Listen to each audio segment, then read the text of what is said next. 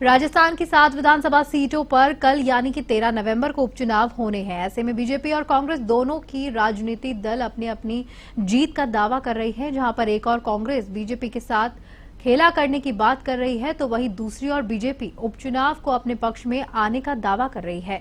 ऐसे में जनता कल 7 सीटों पर उम्मीदवारों की किस्मत तय करेगी। तो आइए आपको सुनाते हैं राजस्थान भाजपा कार्यालय प्रभारी मुकेश पारिक को, जिन्होंने 7 विधानसभा उपचुनावों को लेकर भाजपा के मत में क्या कुछ कहा है। तो विधानसभा के जो हमारे मतदाता हैं, उनसे अपील करूंगा कि अपने मतदान का प्रयोग करें और अधिकतम मतदान हो ऐसा सुनिश्चित करें।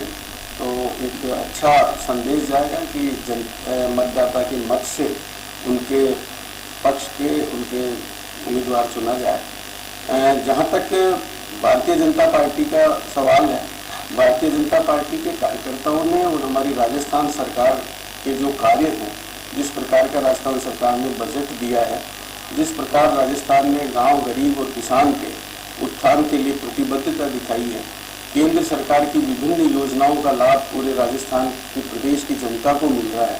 एक डबल इंजन की सरकार जो गरीबों के कल्याण के लिए या संकल्पित है, वो काम कर रही है। और कांग्रेस के प्रति आज जनता में जिस प्रकार से उनकी जातिगत वैमनस्यता, धर्म के आधार की राजनीति करना, विभिन्न चीजें हैं जो जनता ने उनको नकार दिया है। और आने वाला जो परिणाम है वो निश्चित रूप से भारतीय जनता पार्टी के पक्ष में आएगा।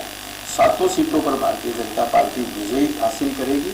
और अब हमारा कार्यकर्ता घर घर जनसंपर्क में जुटा हुआ है, घर घर जाकर मतदाताओं से संपर्क करेगा। कांग्रेस ने स्वयं ने स्पष्ट कर दिया कि एक तरफ वो बोल रहे हैं कि 7 सीटों पर भारतीय जनता पार्टी हार रही है, एक तरफ वो कह रहे हैं कि 200 की सीट पर खेला होने जा रहा है। तो ये खुद ही इस बात को तय कर रहे हैं कि वो उनको लग रहा है कि हम 200 सीट जीत रहे हैं, लेकिन ऐसा नहीं है। वो 200 भी नहीं जीतेंगे, उनको 7 में कोई नहीं जीतेंगे। जहाँ तक जो ग्रास रूट पर जो माहौल है, जिस प्रकार का रुझान है, उससे मुझे नजर आता है कि लगभग 3 सीटें ऐसी हैं जहाँ पर कांग्रेस जमानत भी नहीं बचा पाएगी। वहाँ पर उनको अभी तो जमानत उनकी कैसे बचे, ये प्रयास उनको करना चाहिए। ठीक है, चुनाव जो हमारा लड़ने का तरीका है, हम कोई चुनाव के लिए या चुनाव के समय कोई कार्य नहीं करते। अगर हम सरकार में हैं तो सरकार जिस दिन से सरकार बनी है, आपने देखा होगा कि जिस संकल्प पत्र को लेके हम चुनाव में उतरे थे और उस संकल्प पत्र का हमने 50% से ज़्यादा जो जनता के हित के जो कार्य थे वो हम पूर्ण कर चुके हैं।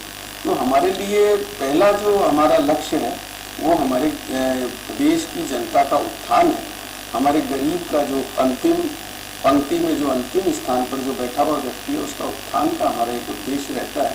तो इसलिए चुनाव में आपने देखा होगा ये सरकार का पहला बजट था, लेकिन पहला बजट होने के बावजूद इस प्रकार का बजट दिया कि जनता को कैसे अधिकतम लाभ मिल सके, कैसे गरीब को इस सरकार में भागीदारी मिले, कैसे हमारे युवा को रोजगार मिले, कैसे हमारे पिछली सरकार के समय में जो युवाओं के साथ अन्याय हुआ था, जिस प्रकार से पेपर लीक प्रकरण हुए थे, जिस प्रकार से जो लोग इसमें लिप्त थे, उन सबको कैसे पकड़ा जाए, उनको कैसे दंड दिया जाए। प्रारंभ से ही हमारी सरकार इस काम में लग गई। तो हम इस बात का इंतजार नहीं करते कि 5 साल बाद चुनाव आएंगे और अंतिम साल में हम विभिन्न घोषणाएं करेंगे जो पूरी नहीं होगी।